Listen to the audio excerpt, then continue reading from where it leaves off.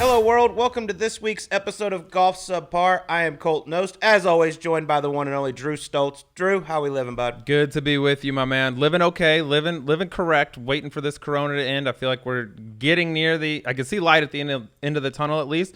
There is some live golf coming soon, which is good news for us, but keeping on. We got a great interview this week with local legend Kevin Streelman and one other special guest, Colty. Yes, the young 12-year-old sensation Pete Myers, who just played at a massive match against the one and only Riggs from Barstool Sports. Can't wait to hear what Pete has to say about his victory over Riggs. But like you said, big interview coming your way, coming off a huge interview with John Daly. But first, we must address one thing, and that is one of our first ever guests, John Rahm, reached out to you and had a little complaint about one of our guests recently. This was great, dude. So I'm sitting around last week doing nothing, per usual, sitting around, phone rings, text.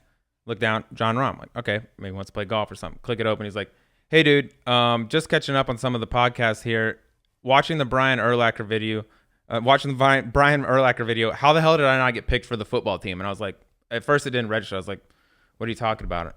I write back, what are you talking about? He's like, dude, you just drafted a whole team and I didn't get picked for anything. He starts rattling off his stats to me. He's like, I'm 6'3", 220 pounds. I've never been injured before. He's like, I was like the GM of the team or something like that. He's like rattling off why I should be on the team. And I was like, yeah, dude, shit. Like, you're absolutely right. Like, you should have been on that team. And he's like, what's Urlacher's number? I want to text him. And I was like, okay, maybe. And he's like, actually, hold on. I think I got it. And he sends me the number. And I was like, yep, that's it. And he's like, I'm texting him now. And then he responds back later with a snapshot of what Urlacher said. And he's like, you're absolutely right. That's why I be a shitty GM. Yep. So he was like legit mad. Come to think of it, he is a big boy. Like, I mean, he could definitely probably, especially amongst PGA Tour players, he could suit up and handle himself on the football field. Yeah, if we were redrafting right now, like it was all spur of the moment, but like Rahm probably needs to be plugged in the middle somewhere. Big body.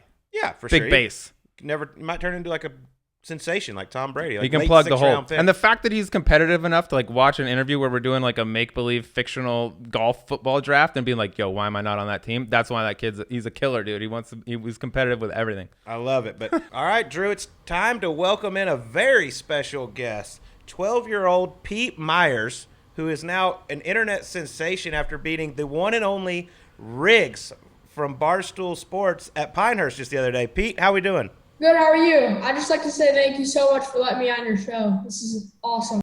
Oh, it's a privilege to have you. Thanks for taking the time. And I think the world wants to know, tell us a little bit more about this match. I know you won 3-2, but was it ever that close? At the start of the back nine, I was one up, and I knew I just had to make a bunch of putts, and I knew how to just keep playing my game to stay in that match, and I finished him off on 16, and I called the 3-putt on 15. So I love it. Nice. That's awesome. I heard you were kind of generous with some of his putts. Why were you, I would have been way harder on him.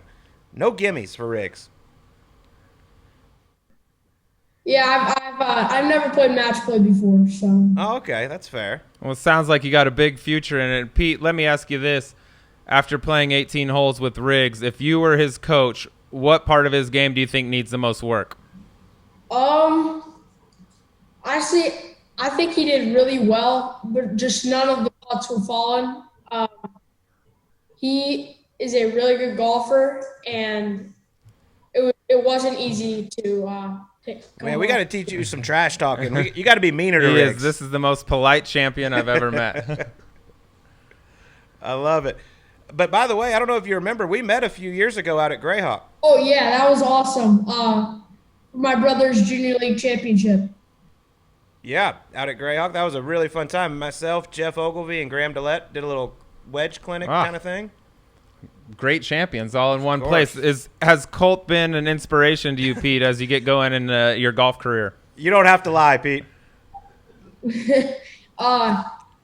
I mean, yeah, you're a PGA Tour player. You work really hard to get there. So.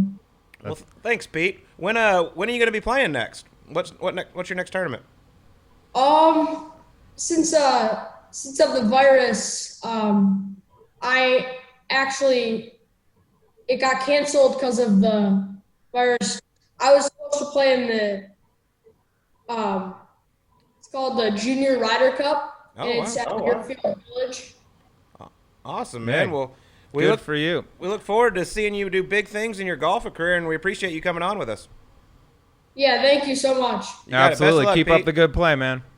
Sleazy, what a nice kid. He's so much nicer than I definitely was at 12 years old, and than I am now. To be Absolutely. Any match I win ever, I make sure I rub it in the other person's face because I don't know when it's ever going to come back again. Especially if I was 12 years old and beat a guy who's big on the internet, big in the golf world. I would make sure everyone knew about it. Couldn't be a classier kid. He's going places. I This need could him be to his work on his jumping off trash point. talking. I need him to work on his trash talk. We got to have a little bit of hate out He's there. very media savvy for a 12-year-old. He's like, hey, I had to play really well. Hats off to Riggs. He's a great competitor. Yeah, that was great, though. But special thanks to Pete for joining us on Golf Subpar. Our guest this week, Kevin Streelman, two-time PGA Tour winner, and actually winner of an awesome thing the PGA Tour used to do called the Kodak Challenge. I'm going to ask him all about that. But he's one of our favorite interviews I think we've had. He was great. Oh, he was incredible. He's coming off the heels of John Daly. Big shoes to fill. He was great. We got some stories that, like, you and I were around him a lot just because he lives here locally. Some stories I'd never heard before that were really good. Some pranks from a aforementioned guest, possibly. I love it. Well, let's get right to it. Here's Kevin Streelman on Golf Subpar. All right, it's time to welcome in our next guest to the Subpar podcast. We've got Kevin Streelman, two-time PGA Tour winner, Kodak Challenge winner, by the way. That is a big one that people don't remember, and I'm a big fan of the Kodak Challenge. And also two-time champion of the AT&T Pebble Beach Pro-Am with the one, the only Larry Fitzgerald. Kevin, welcome to the program. Colt, Sleaze, it's an honor. Oh, it's an honor to have you. We're going to ask you Larry Fitzgerald questions for the next hour and a half, so this is going to be a blast. I'm used to that. This is By going the to be a way, blast. this is one thing I don't think a lot of the people out there know, okay? He's a proud alumnus of the Duke University. He is one of only 11 Delta Sigma Phi fraternity brothers to become a professional athlete Is that right? Wow. in the history of the fraternity. So obviously your fraternity was a bunch of nerds. That wasn't the jock fraternity at all. Well, I was not the that jock frat. research right there. I don't remember much of my fraternity. Who are the other 10? I don't know. I never heard of It's any like of them. a chess champion. I Yeah. honestly never heard of any of them except for Kevin Except for Streelman. Streeled. So congratulations. How'd you find that?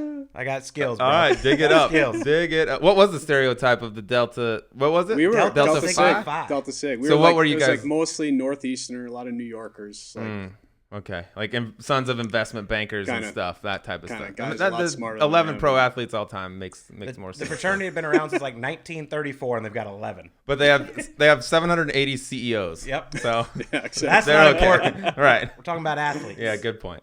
But Good welcome point. to the program. This is on. I mean, you're one of my favorite people. I love talking to you, so this is going to be great.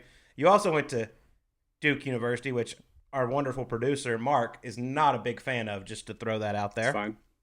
He's not the only Okay one. with that. Yeah, you probably get a little bit of that. You I do. would think. You do. So we might as well get right into it. What was it like going to Duke? And obviously Man. one of the most legendary basketball schools of all Yeah, time. and I was there just the greatest years. 97 to 01. I was the same year as Shane Battier.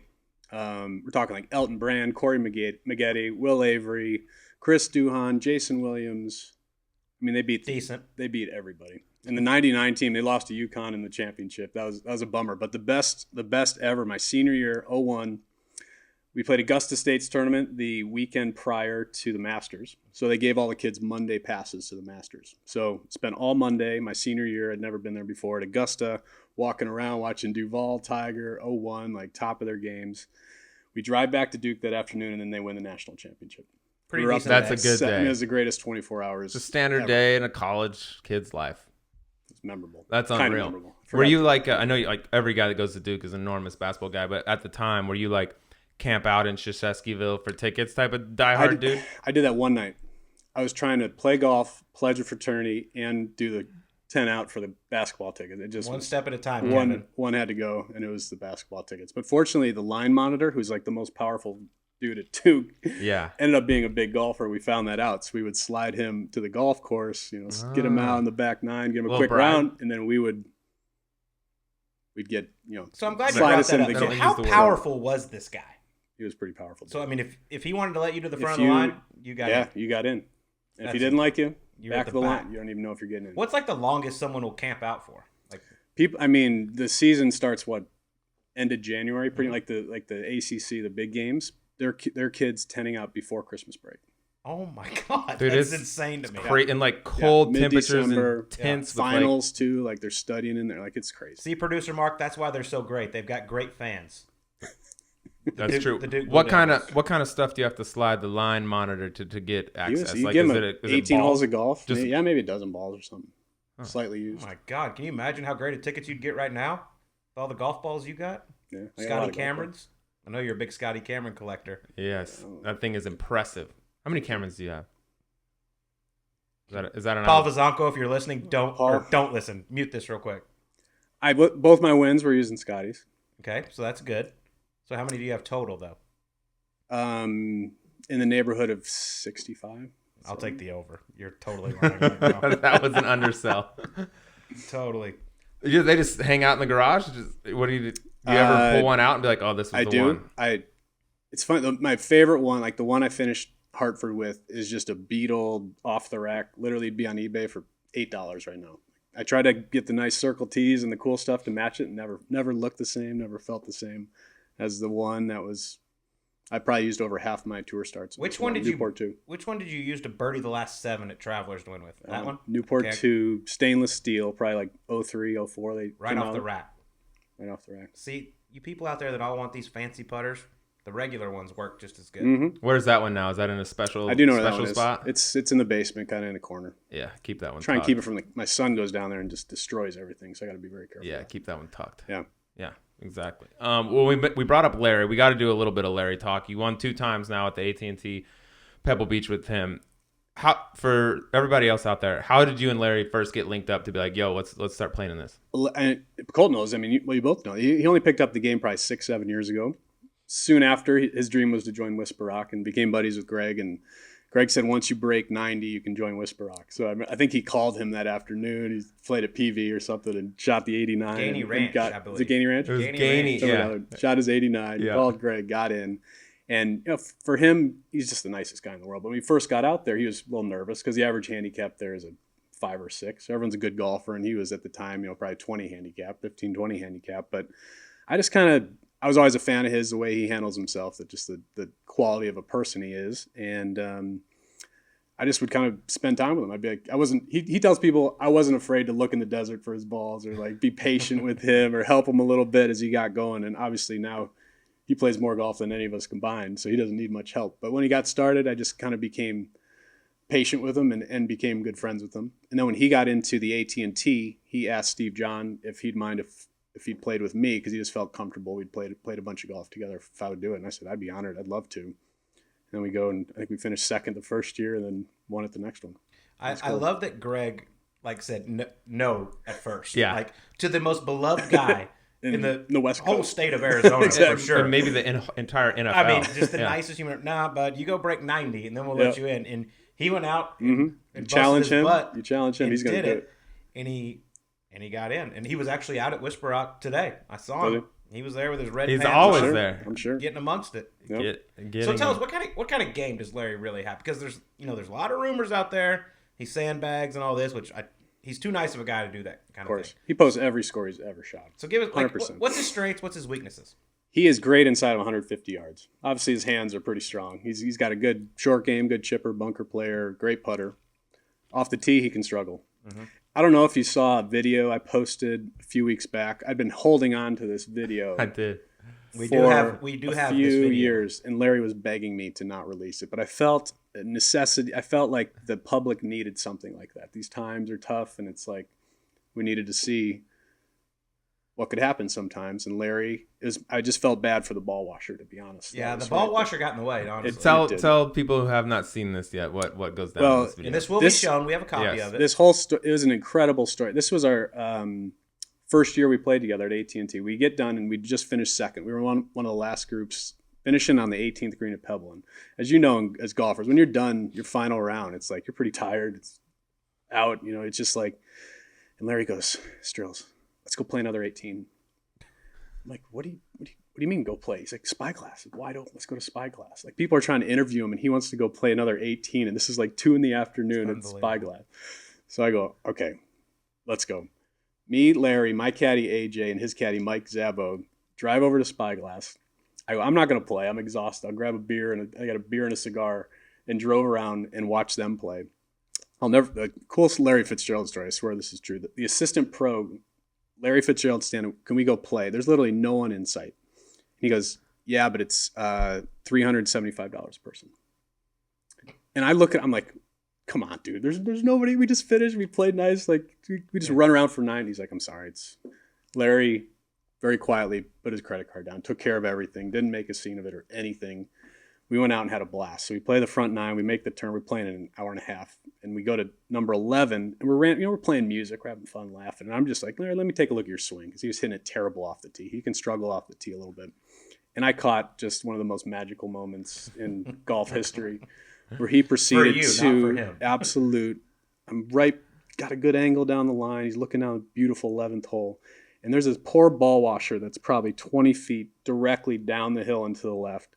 And he proceeds to heel shank this thing straight down, and it just hits this thing dead on. And the sound is just priceless. And I just collapsed to the ground. Like, I've never laughed so hard on the golf course as he knocked Looks over good, this Larry. ball. You should keep doing what I you're don't see doing. any issue. As long as I have no gallery tomorrow, you'll be fine. Yes. It's so funny that you sent me that last night, and then I run into him today at the golf course, and I'm just like, I can't show him that we're actually going to show this on Golf Subpar. It's going to be great, though. I'm going to love it. You're probably not going to, but Larry, seriously. I love you. I'm sorry. Yeah. We had to do it. The world needs to do it. see The it. world One needs of to see it. Yeah, all the sandbagging stuff. Let's put that to bed. Here's the This top is- 3 wood that went into a ball washer. Like it's all. It wasn't legit. topped. It was Yeah, it wasn't a drilled. topped. It was just a low heat, straight left. But I tell everyone, I mean, I've known Larry for a couple of years now, and obviously not at the level you do, but he's the nicest human in the world. Yes. I said, every kid that comes out of college that's going to be, a big time athlete should have to spend a day with Larry Fitzgerald and see how he treats people, how he interacts. Like, there's no one nicer.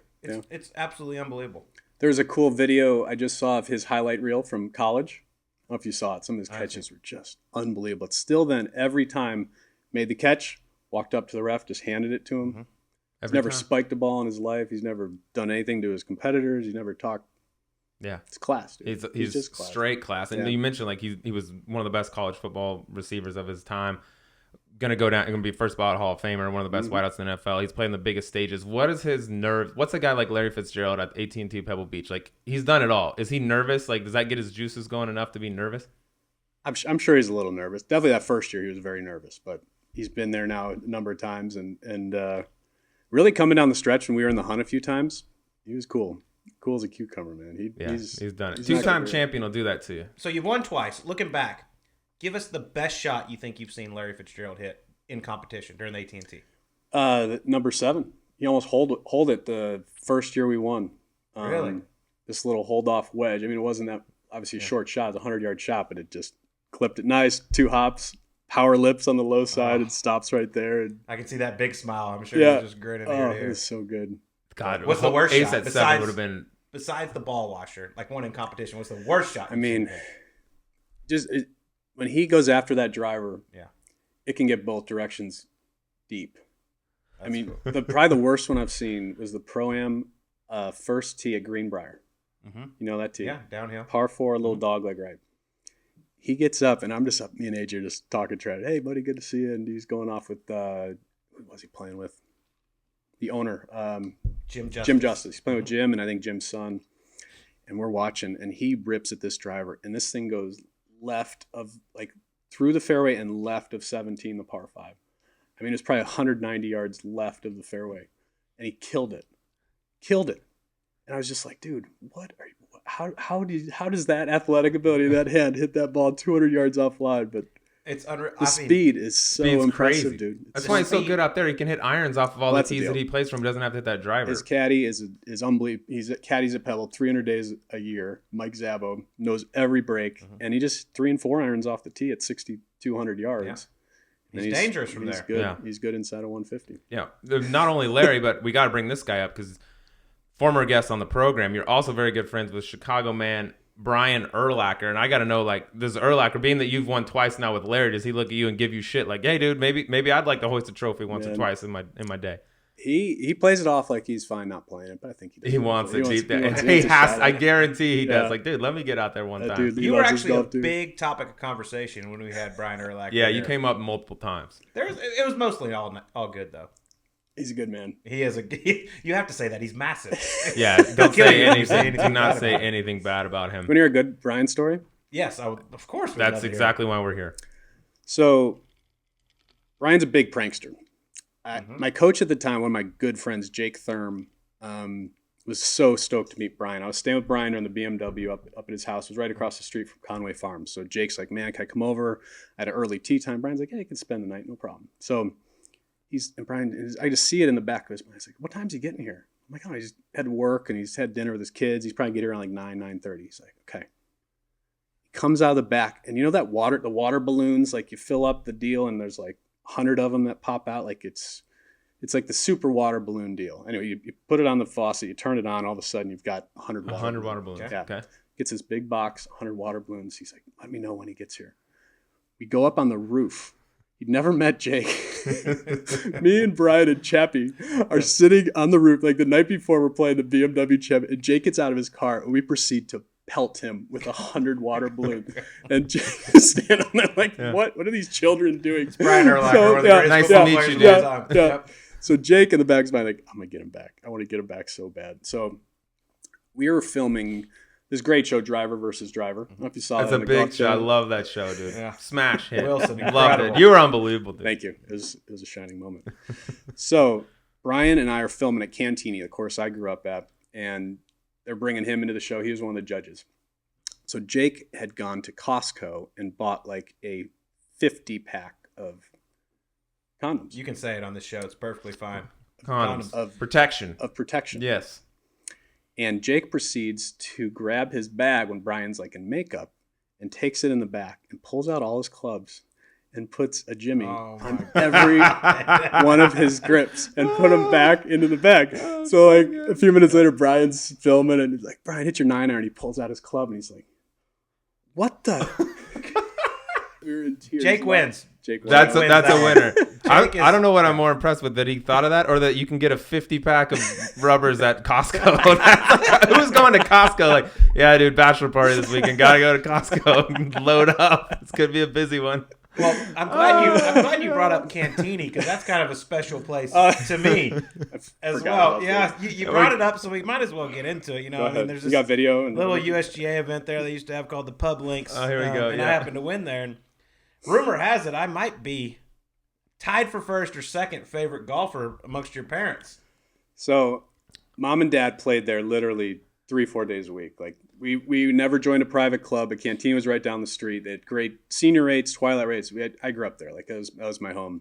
And I'd graduated and turned pro as that was 07. I graduated in 01. So I was kind of off and actually probably living out here at that time. And so at the end of the year at Cantini, they would always have the big like gala for their favorite guests, the people who played the most rounds of golf. My mom and dad always played the most rounds of golf there. So they got to pick a piece of memorabilia that Cantini had put out. And they come home and I get home and mom's like, look what I got from Cantini. And it was a Colt Knost signed Damn straight. Cantini flag What an honor. hanging proudly in the guest bathroom. In the garage. Nowhere. Absolutely nowhere. No, I have no idea where it is. It's actually underneath the table. Upside maybe down even- in our pool. Yeah. Perfectly placed. Right next to Kevin's 2 PGA Tour win flags. I Where love is it now? It's an honor. Is it still around? I have no idea. Yeah, good. That's a good answer. That's a good. I'm going to be that's nice to our beautiful, though. guest right now. Just go to the next question. That is a beautiful answer. But what a place Cantini is, by the way. I loved it. God, I destroyed everybody that week, Sleaze. You've been proud. I am proud of you, Colt. Thanks. I'm very, very proud of you. Chicago. Are you ever? It's a We were weak talking field. Urlacher. Are you ever jealous that Urlacher? You go there and there's about 200 Urlacher with the hair, the billboards for can't his get hair away from it, restoration. bro. You're You in can't the get away same from it. program. You got no billboards, dude. No billboards, but he might be getting a little more bread from that deal. He might be than I was getting. But it's literally if not every billboard, it's every other billboard is Brian's dumb head doing this. Yeah. With his He even jersey. said it's a little ridiculous. It's out of control. How many It's- If you billboards land at are. O'Hare and get on 94, it's unbelievable. It's almost like a prank how many there are there. It's like somebody was like, we're just gonna embarrass him and put one on every single corner. They're everywhere. You did it too, though. Who's got the better lettuce right now, you or Urlacher? I think mine's pretty strong. I don't think yours was ever really in need that much, from it what I got pretty remember. thin. The front was gone and kind of Yeah, yours is thinned out. good, but his was like a drastic change. yeah. Yeah, his was like he 0 looks to different, 100. If people saw you and then you walk into a restaurant after the surgery, they'd be like, "Oh, there's Kevin Streelman. No big. I mean, Yeah. nice hair." Yeah. But Yours was like a tune-up. His was like a full, like Yeah, his surgery. car was totaled. Right. New, just replaced the whole thing. For sure. Yeah. well, I feel like it wouldn't be fair if we didn't talk about another Chicago legend during this, because obviously during these times, these quarantine times, we're pretty much every Sunday night, I think people are glued to their TV watching The Last Dance. Oh, at least I hope so you are. good. This question's going to be really shitty. So good. But Never heard of it. The Last Dance with Michael Jordan and the Chicago Bulls. Obviously, I'm guessing you've been watching. Mm-hmm. Give us your thoughts on that. It's been neat. I mean, I grew up in Wheaton, Illinois. I basically got into basketball. I was 9, 10 years old. I was born in 78. I mean, Jordan was drafted 85, started winning in 91. Like that was me, middle school, high school. I watched every game with mom and dad. We'd go to like one game a year, and like when that stadium went dark and they started do, like it was just memorable. So I've been like texting mom and dad, and they've been watching it, and the stories they're just unbelievable. I mean, all the Rodman Vegas stuff last one. That's so good. Like, That's unbelievable. What do you think your favorite Crazy. part is of The Last Dance so far that you've seen? Like what, or I love something it. might have caught you off guard? I mean, I remember so vividly the Detroit, Mm-hmm. 88, 89, 90 with Detroit and Isaiah. I knew him and Jordan always. And then to hear him still have He that still hates him. animosity. I You love could it. just say he still hates him. He but, holds a grudge, believe it or not. I mean, but like Larry thing, you shake people's hands when you're done with them. Exactly. I love that it showed that like when Chicago lost and he went up, shaked, and in his interview afterwards, he's like, He "Look, did. it was Class their They time. played interview. great. They're what we want to be. Yep. We want to be them. They're better than us. They won." And Yeah. then afterwards, when that whole thing happened, and then Isaiah tries to cover it up and say the Celtics did that, and all, Yeah. I'm like, "Come on, man." And I loved how MJ, they each said, no one went on vacation. They all went straight to the gym. Yeah, I would have had a Went problem with straight that. to- That's when he I started- needed a little vacation. All right, He guys. started I got beat to shit, by the way, for 5 games. So I'm gonna go ahead and take a little breathe. But that's when he started to get. I forgot Yeah, that's he why got he cut like up bulked up because he yeah. used to be so skinny. He said like I only eat enough to fly. I'm like a bird. I only eat enough to fly. And then he came back the next year and had Yeah. all that mass. And it was game over. Yeah. Other than MJ, favorite Chicago Bull. I mean, Pippen. Okay, gotta other say. than Pippen. Damn it, I was hoping you'd say somebody different. Well, as like a short white guy who could shoot There you randomly go. well, Yeah. Paxson. There you go. Yeah, Paxson and Steve Kerr. John Paxson Yeah. was incredible. Paxson. By the way, Paxson looks like he's in pretty good shape still. I was He gonna say. might be able to do the little. What's the hair product company Yeah. called? Restore. Restore. He might take He's a in the. visit. He's in the. I mean, he's Yeah. a Chicago legend. He's He'll a take candidate. trip. Yep. He's a candidate. And by the way, Bill Cartwright looks like he's about to get into. I'm sorry, Horace Grant looks like he's about to get into MMA. How about that? Homeboy is huge. How about that? Dude, he ain't going on too many vacations. He's in that gym all the That time. dude could play. We talk about it all the time on our Sirius XM show, but because we watch it every Sunday and then we record, it is amazing to us that Scottie Pippen. Not only was he the 122nd highest paid Yeah. player in the NBA, he was the 6th on that team. Like, Yeah. I mean, how ridiculous is that? hmm He tried to take that long-term security. Yeah. And it couldn't have had the worst time. It'd be like Phil Mickelson being the 100 paid best played endorsement Yeah, but most- on the yeah. PGA Tour.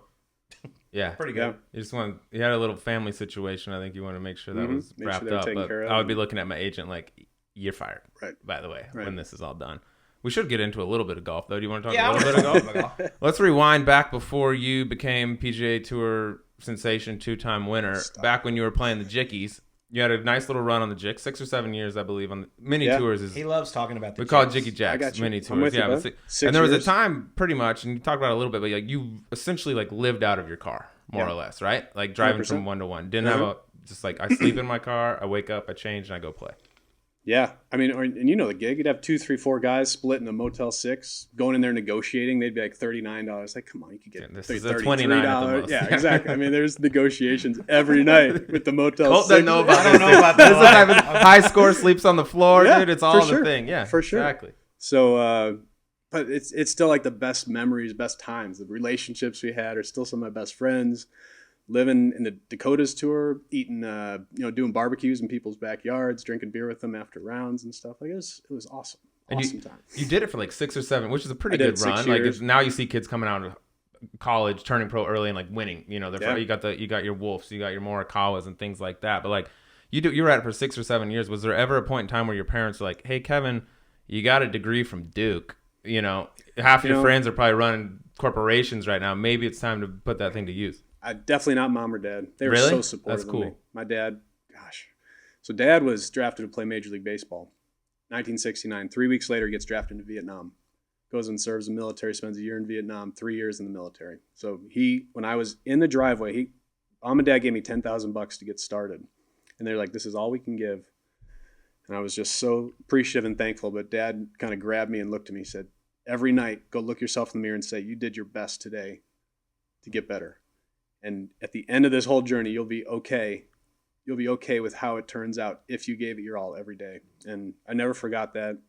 I didn't know that. To this day, they're just my biggest That's biggest cool. support I structure. didn't know that whole story about it. Yeah, they're incredible. That's really But there cool. there was a time about 2 years in, I was out here on the Gateway Tour, missing all the cuts, getting my butt kicked by like Contact and all the local, I all the love local a Brian ballers. Contact shout out, by the way. That's dude shot awesome. 65 every round. Like They can't miss just Arizona kids. yeah.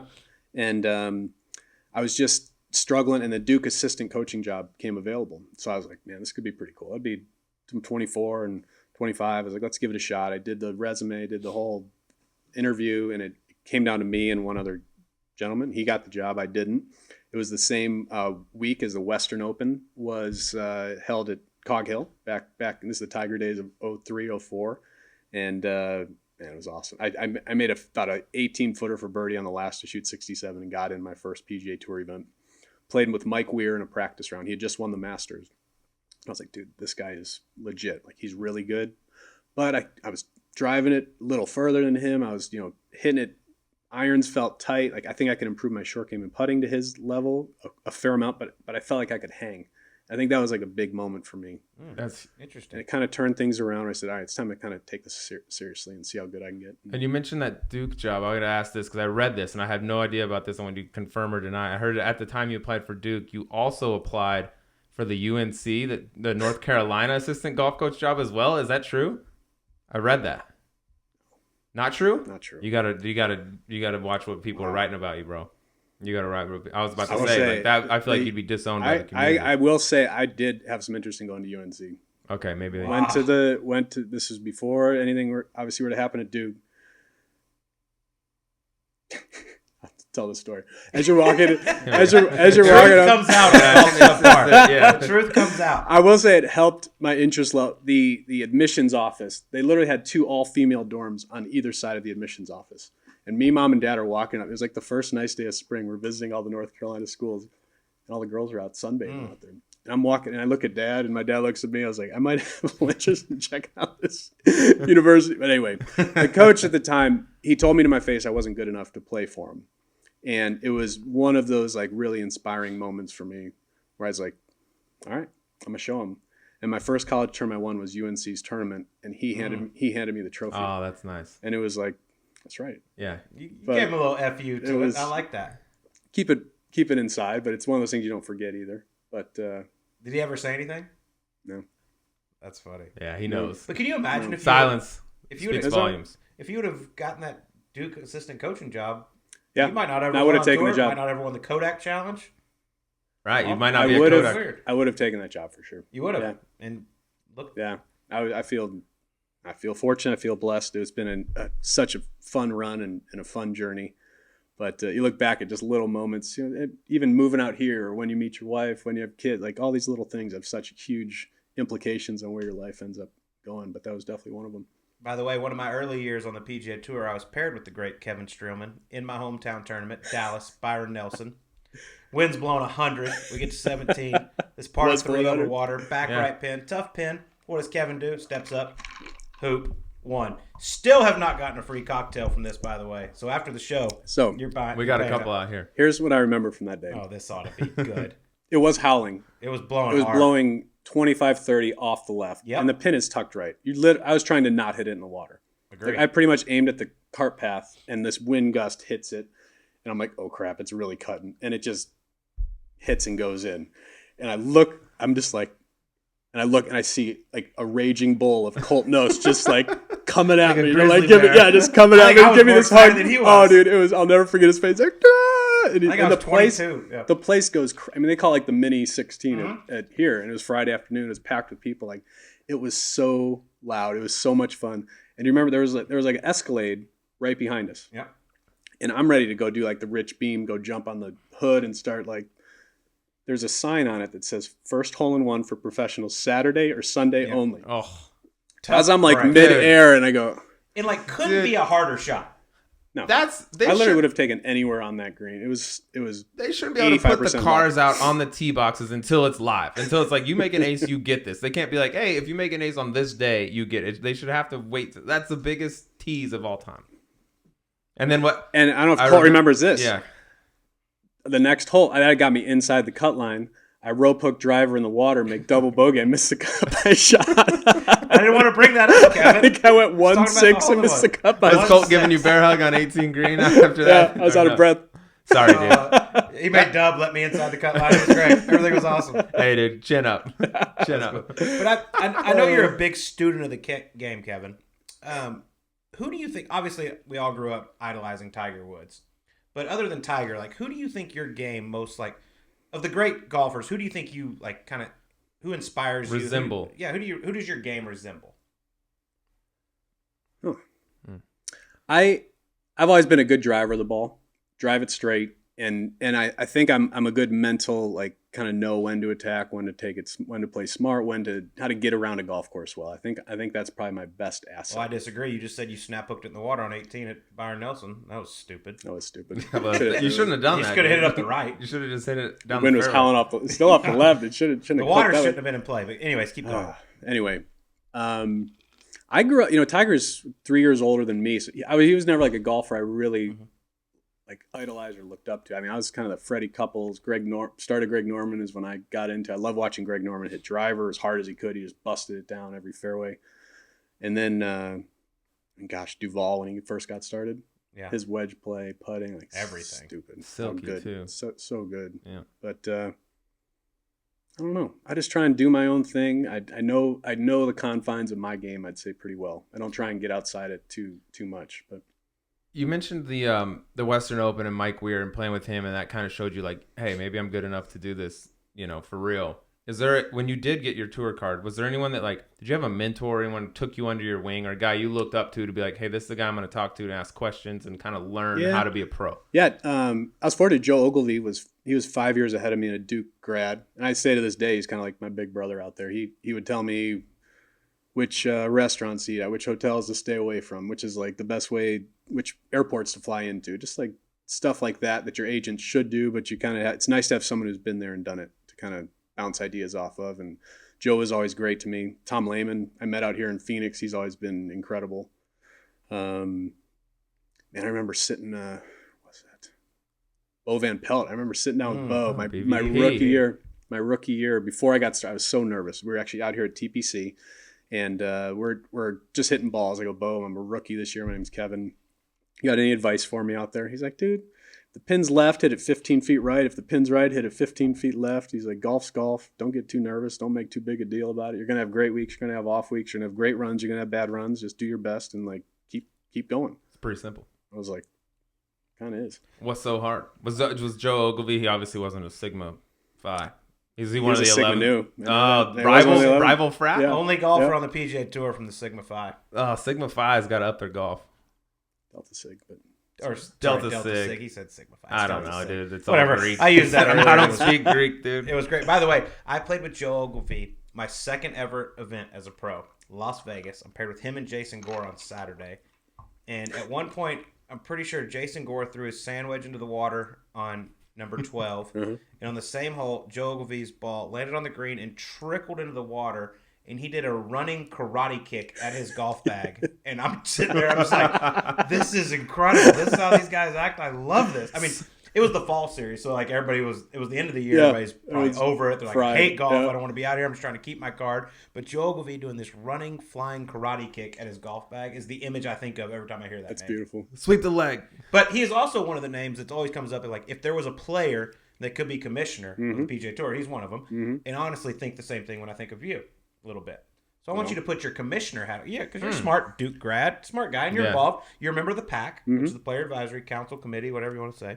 You're involved in all the decisions. Put your commissioner hat on. Get out of here. Stop looking at the Stop computer. creeping, dude. That's how he got through Duke there. You cheated. Yeah, copying. Put your commissioner's hat on for a second. First thing you change on the PGA Tour if Kevin Streelman is commissioner.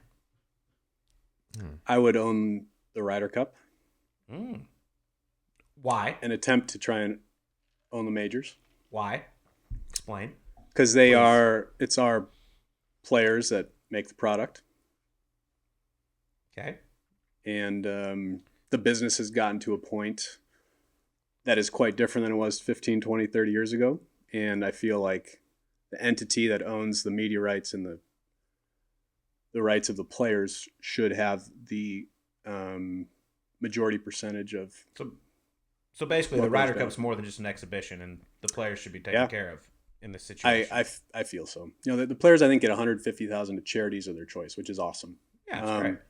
But that's a drop in the bucket compared to what they make off the Ryder Cup. It's a big revenue generator for the PGA of America.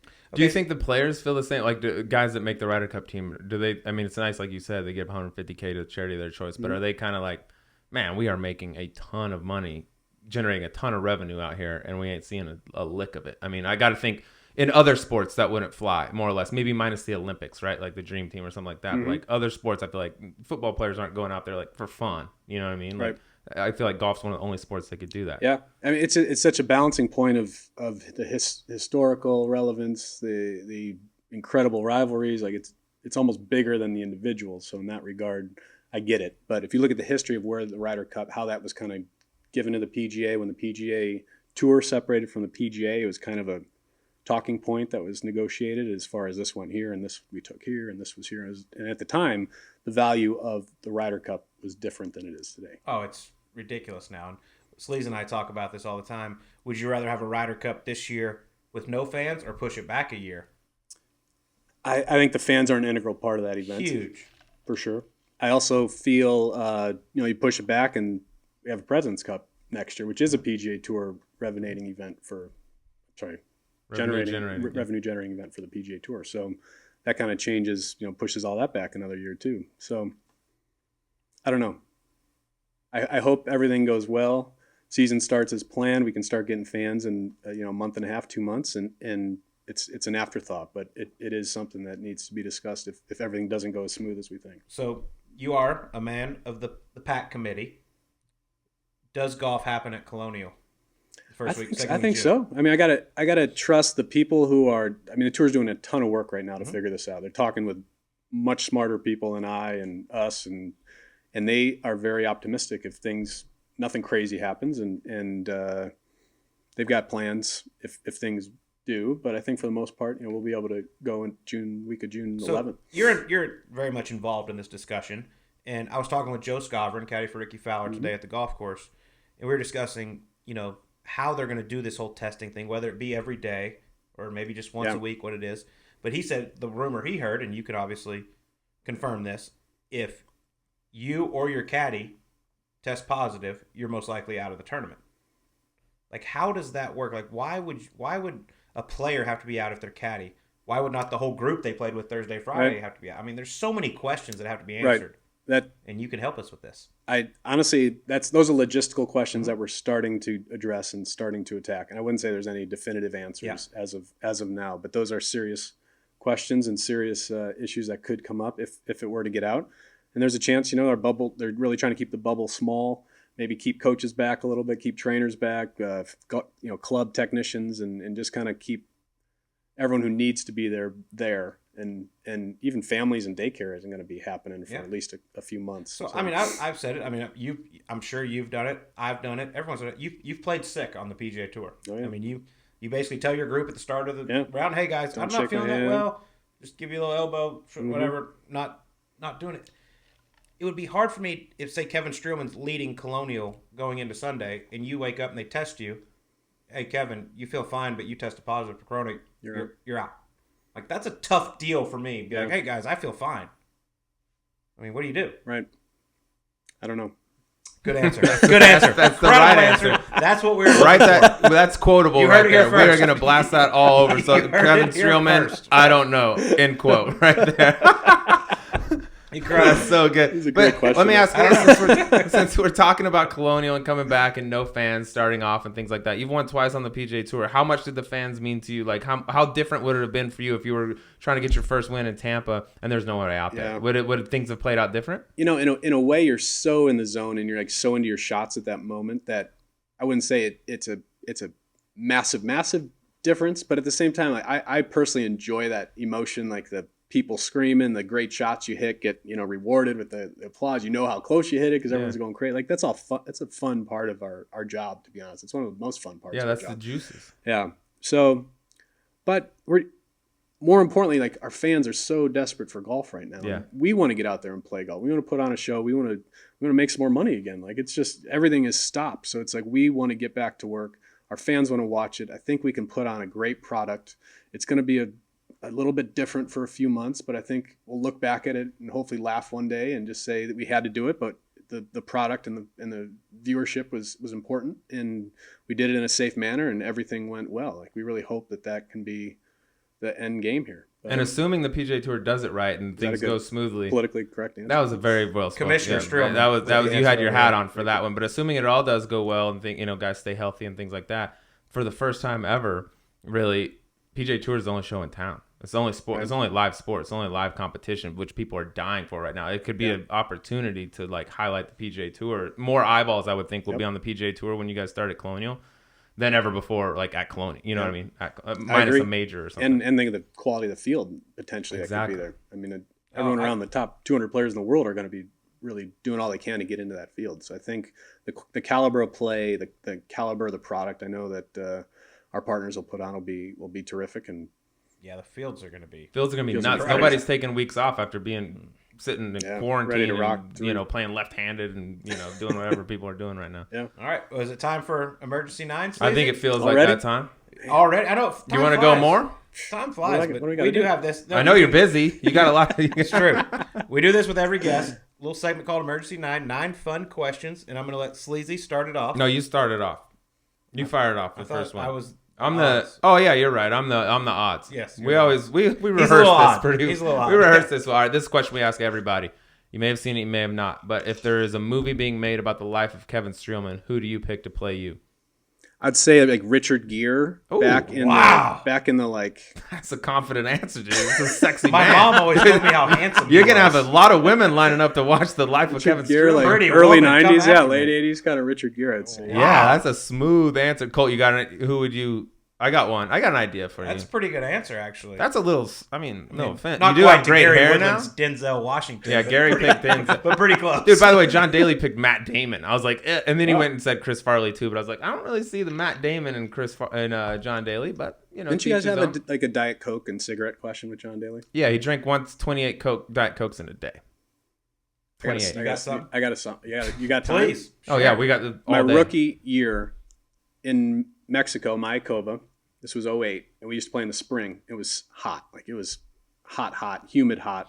One of those, you drink a bottle of water every hole pretty much, if not every 2 holes. It's that you're just dripping sweat. So I got paired with John, and I was pretty excited. I was a rookie on tour. He's a big name. I was like, yeah. And he was great. I mean, just class act, just down to earth, fun, relaxed. I really enjoyed playing with him. My caddy and I had a wager, though. It was over under on number of heaters and over under on how many Diet Cokes you'd have. And we put it at 18 cigarettes, and I think it was 10 Diet Cokes. And he went over on both of those. Wow! Smoke a hole. He had a smoke a hole, 2 on the par 5s, and he literally had 12 or 13 Diet Cokes without one single water. It was one of the most athletic things I've ever seen. And what did he shoot? Did he play any good? Yeah, he played good. He's a stud, man. See, that's next level talent. It is. If you watch the 30 for 30 on him on ESPN, they ask if he picked up, they're filming him at the grocery store, and did you get any water? He's like, no, there's plenty of ice in my Diet Coke. That's where I get my water.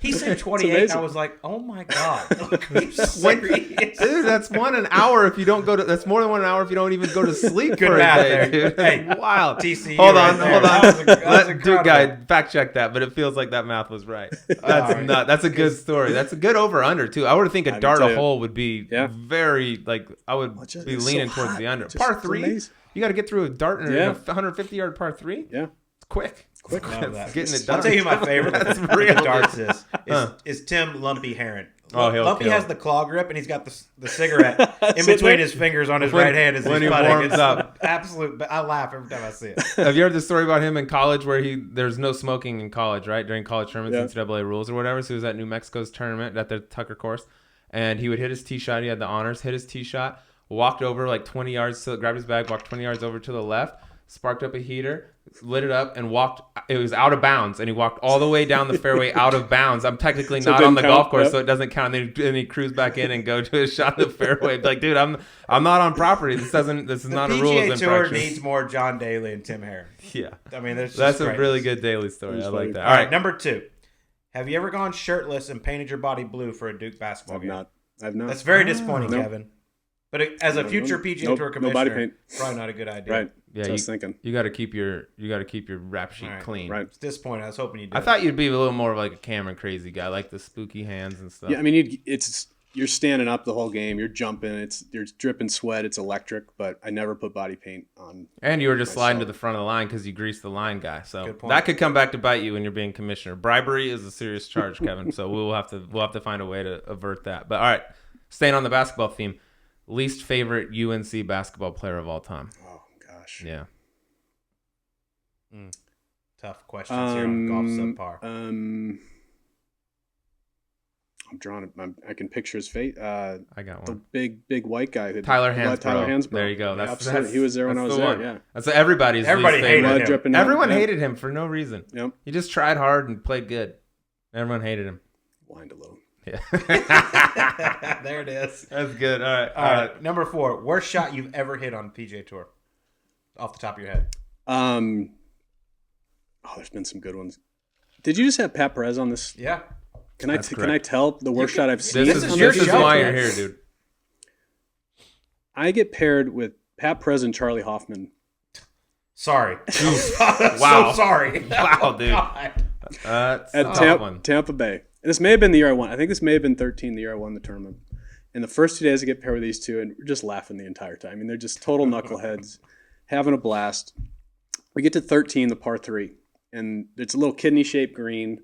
There's water all down the right, and it butts to the 12th hole. So we get up, and Pat pins a kind of easy front left or middle left pin the first day.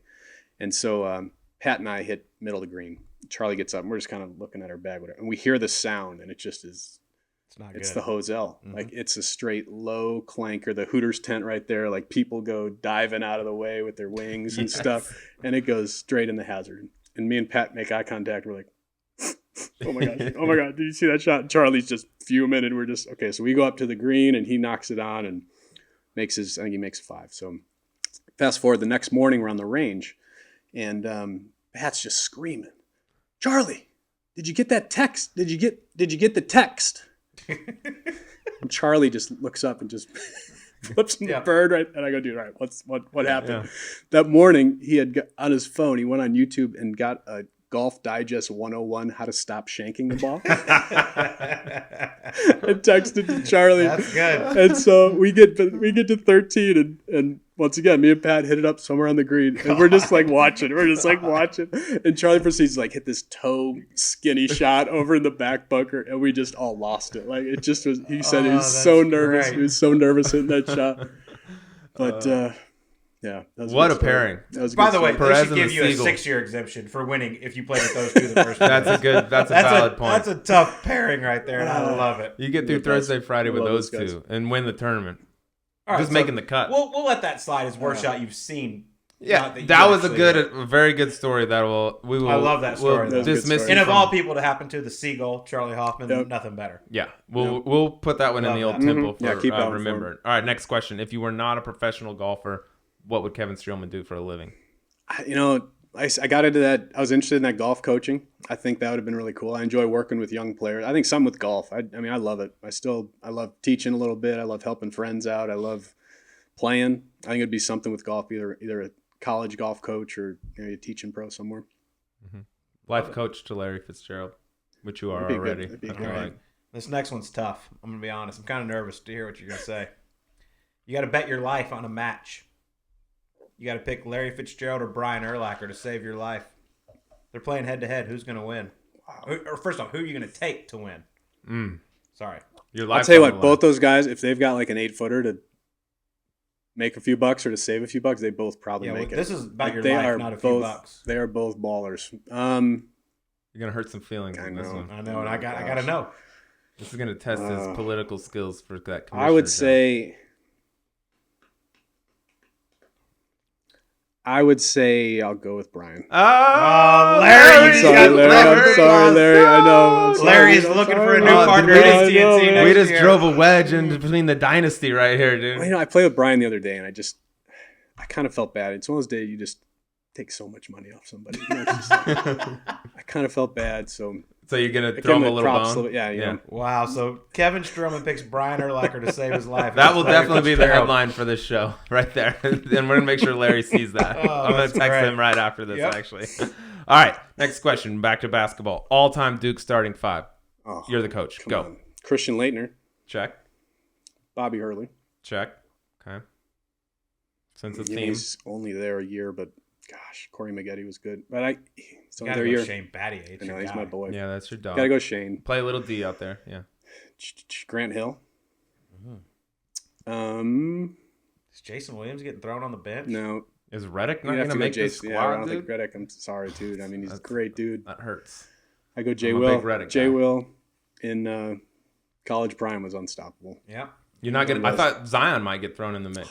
He's only a one and done though. You got so many guys, it's hard to choose. Yeah, dude. You could have a 3 deep on that. So you have 15. I tell you, I truly, I get that they have to do it. Like they're that talented. They're able to go to the NBA. It's the amount of money they can't pass up. But it's a shame of what college basketball used to be Yeah. to what it is now. And now with like the G League or whatever, kids are just skipping college. Like we won't like 2 years from now, Zion wouldn't have even probably gone to Duke. He'll go to G League, make half a million, and then go straight to the league, be number one That pick. top recruit. Yeah, two he of them just already signed have. guaranteed $500,000 to go play. The top two Why wouldn't kids, you? Yeah, you can't blame UCLA kid, another kid already committed to I go mean, to they're G going to play League. college for free, and people are going to make a lot of money off me. I'm going to go play the I'm G not League sure they're for going $500,000. anywhere in college for free. Well, that's not except up for at us Duke, to where discuss. they're the Never. one program that doesn't Yeah, cheat. they would dude. never do that. You guys are just Never. the gold standard. Mhm. Yeah. Okay. All right. Well, did you kind of enjoy how much UNC was struggling this year? Absolutely. Oh, yeah. I knew you would. They were terrible. This shirt is close to UNC Yeah, blue, though. Carolina I'm surprised blue. you even have a kinda shade that electric. light in your wardrobe. I wore it for things that aren't as That's important. Like podcast. Perfect. Yeah. Perfect. All right, number 8. Who would make a better PGA Tour commissioner, Pat Perez or John Daly? Yeah, that's good. I like that. Wow. I go JD. Ah, love it. Eat shit, Pat. Yeah, take it, Pat. Pat, you can't run anything. Pat will never be in charge of anything, dude. Nothing. He can't even run his own house. He's No, not he's going to run the definitely not entire running his PGA house. Tour. The only thing he's running is his shoe closet. That is it. That's a where nice the shoe line closet. is drawn. give Shoe him closet's props. I clean love that. now. JD for commissioner. Perfect. That's a tour I want to be a part of. I might come out and start trying again to get back, work my You way should. on the JD tour. You should. That would be incredible. All right, here we go. Last question. Favorite celebrity you've ever met at Pebble Beach, not named Larry Fitzgerald? Mark Wahlberg. Oh, really? yeah. Marky Yeah. Mark. That was a Where- cool story. I mean, most down to earth, cool dude ever. He's got, of course, his full entourage with him. We tee off at number 1 at Monterey Peninsula.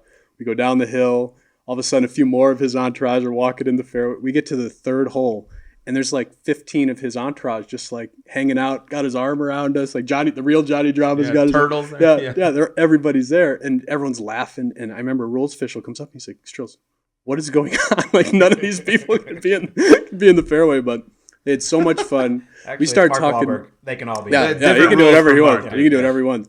Well, it was probably one of the cooler evenings. He goes, "Dude, what are you doing for dinner tonight?" And Courtney wasn't in town. I was by myself. I was like, "I got nothing." He's like, "Well, come to Pebble, that restaurant that overlooks 18." He's like, "I got a room," which means pretty much had the whole place rented out. We show up. Me and AJ showed up, and there was a seat next to Mark. He's like, "Dude, come on."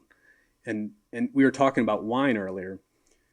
Lady brings over a bottle of Screaming Eagle, and I sat there and drank a bottle of Screaming Eagle with Mark Wahlberg, and I was like, "This is friggin' pretty nice. that's This cool. is pretty cool." That's when it hits home. That I've was- made it. Well, I'm shocked. I'm I was like, You're not negotiating. I'm happy over to hear Motel it. 6 room rates Yeah, anymore. you ain't That's sleeping. Screaming Eagle. It's a long way from that Honda you were driving all over the U.S. or Nissan whatever. Altima. Yeah, Nissan Altima. Yeah. Shout out Nissan. I'm happy to hear that Wahlberg's cool, like Oh, dude, cool he's the dude. best. Because everyone he seems like the coolest dude ever in all the roles he plays. But like in real life, what's he like? is. I'm glad to hear he's like Down to earth A kid dude from that'll Boston. just hang. Yep, he gets it. Dude, same thing. So we were at Sony Open this year, and I was with Justin Thomas, and he's like, "Hey, you want to go to dinner? We're gonna meet Wahlberg and his people." And I'm like, no, I'm busy. Nah, dude, I got I'm gonna go room eat with Pat. service. I'm gonna go eat with Perez and some of his. we're gonna eat Perez and H. Sorry, don't worry about it. So we show up, we go to Nobu there in Honolulu, Sweet. and we get there first, and we're here to meet Mark Wahlberg. We're the first ones there, and they're like, Yeah, pull right. back this screen, and you go back in this back room and all this. But same thing, he brought like 6 guys, and it was the coolest. The first time I've ever not talked for a whole dinner. I just sat there and just listened. Like he was the coolest dude in the room, and he's just a guy. I mean, I just rewatched the whole series of Entourage for the 3rd time. I mean, can't get enough. So good. In 13 hours. Yeah, 15. But it was great. That's cool. That's a good one. I like hearing that he's a good dude. Yeah, great guy. And speaking of good dudes, you're a good dude, and thank you for taking the you time to do guys- this. We got some love good what you guys are stories doing. out of this, dude. We That got was great. some dirt on Urlacher, Larry, everybody. Can't wait to see the video of Larry in that drive at show that- Spyglass, show which that that video. should put to bed any sandbagging rumors. I would think it should. Good, It was as terrible. it should It was be. terrible. Urlacher's going to save your life against Larry Fitzgerald. That's Maybe true. we'll make That, this happen one day. We'll see. that could hurt. And by the way, Ryan's caddying for me in the Scottsdale Open next week. well, I was about, Oh, y'all are about to go head to I was head. about Are to you bring playing? that Oh, up. I was dude. about to say, by the way, I will see you next week at the Scottsdale Open at Scottsdale Talking Open, Stick Talking Resort. Stick. Oh, dude, My we're gonna first Jicky Jack.